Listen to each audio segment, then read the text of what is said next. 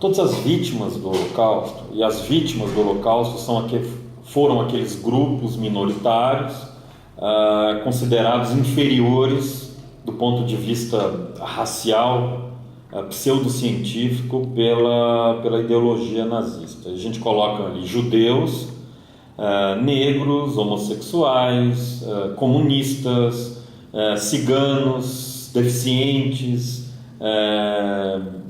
vários outros pequenos grupos que faziam parte desse grupo complexo que era o das vítimas. Todas essas vítimas, eu posso dizer que não importa nesse caso se elas sobreviveram ou se não sobreviveram, elas têm algumas coisas em comum. O primeiro ponto em comum é o fato de que elas sim resistiram. Existe um mito de que esses judeus não resistiram, que foram como cordeirinhos, que foram como ovelhas ao matadouro. Não, houve resistência, não só resistência armada, em poucos casos, mas a resistência de buscar a sobrevivência, seja a sobrevivência física, seja a sobrevivência cultural. Um outro ponto em comum é justamente o da tortura, o do trauma. Todos aqueles que passaram por esse período, e eu posso dizer que sobreviveram ou não, passam por uma forma muito intensa de tortura.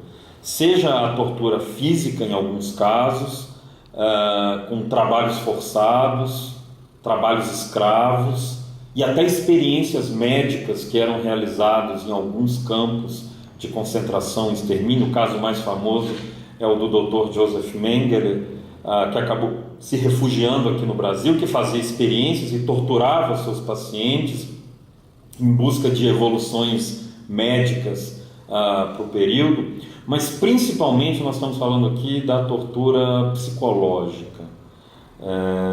O trauma que fica nesses sobreviventes duram até hoje. Não foi uma, nem duas, nem três vezes que eu já ouvi de sobreviventes do Holocausto que dizem até hoje que em determinada data eles foram liberados. Eles não foram libertados, porque libertados eles não foram e não serão nunca. Todos os traumas que essa pessoa trouxe, no caso para o Brasil, aqueles que chegaram ao Brasil, também foi passado para os filhos. A infância dessas crianças foi completamente influenciada pelas memórias desses pais. Já ouvi algumas vezes também de sobreviventes o fato de que a principal tortura era o não saber o que vai acontecer daqui a um minuto e o fato de ser retirado dessas pessoas, inclusive a possibilidade de se escolher a forma com que elas iam morrer.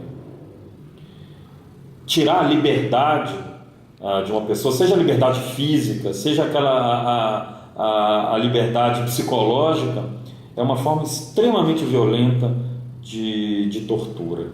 As marcas dessa tortura, elas não precisam ficar como vergalhões nas costas. Para algumas pessoas ficou marcado. Muitas têm tatuado no braço números que foram colocados quando elas chegavam de trens de gado ao campo de Auschwitz. Essas pessoas eram marcadas, elas eram torturadas. Isso ficou e fica para o resto da vida. Mas para a tortura não precisa ficar o vergalhão nas costas, não precisa ficar o número no braço.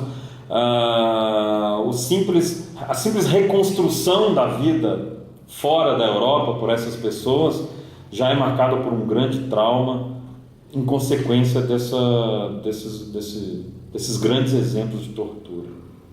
Sem dúvida, sem dúvida. A história ela é cíclica. As coisas voltam a acontecer. Muita coisa acontece hoje em Curitiba, hoje no Brasil, no mundo, que se a gente desse valor, a gente conhecesse história, a gente não deixava acontecer de novo. A gente, aqui no Brasil, a gente tem o péssimo costume, muitas vezes, de jogar a história para debaixo do tapete e as coisas acabam se repetindo. Do ponto de vista conceitual, se repete todos os dias. Quando a gente fala sobre o Holocausto, No fundo, a gente está falando sobre discriminação, preconceito, ódio, intolerância. No fundo, o Holocausto são histórias de pessoas que se organizaram e chegaram à conclusão que outras eram inferiores, eram piores, tinham que ser discriminadas, perseguidas, marginalizadas, assassinadas no fim das contas.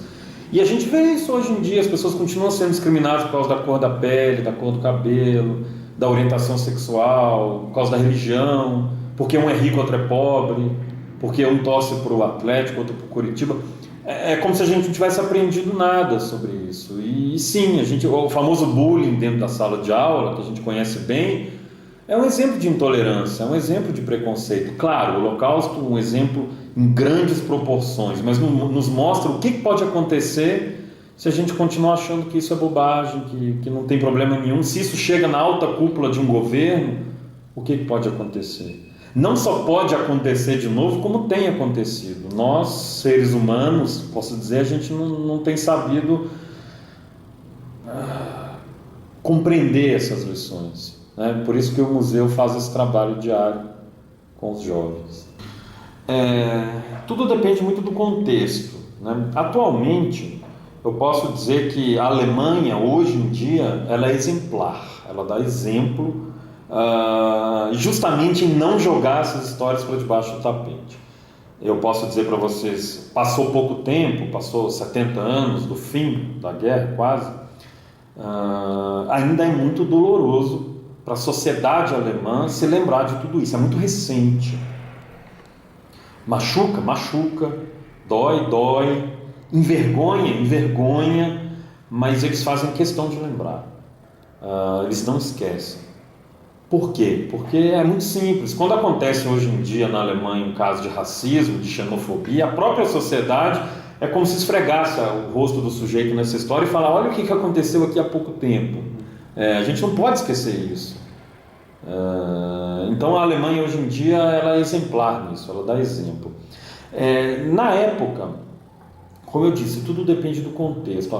É impossível falar de Alemanha nazista, por exemplo, se a gente não fala da propaganda, das técnicas de persuasão de massa, como a propaganda nazista. E o Hitler não foi esse único governo ditatorial que usou dessas técnicas para passar para a população um pouco da sua ideologia, ou qual seria o caminho para tirar a Alemanha daquele buraco econômico, daquela humilhação que foi vivida no pós-Primeira Guerra Mundial. Então, um discurso demagógico, junto com um contexto problemático e um bode expiatório, que no caso foram os judeus, são os ingredientes para que isso acontecesse. A gente não pode generalizar, inclusive falar sobre os nazistas, nem todos os alemães eram nazistas, era uma porcentagem muito pequenininha que eram membros do partido nazista, mas a propaganda foi muito intensa, muito forte, revolucionou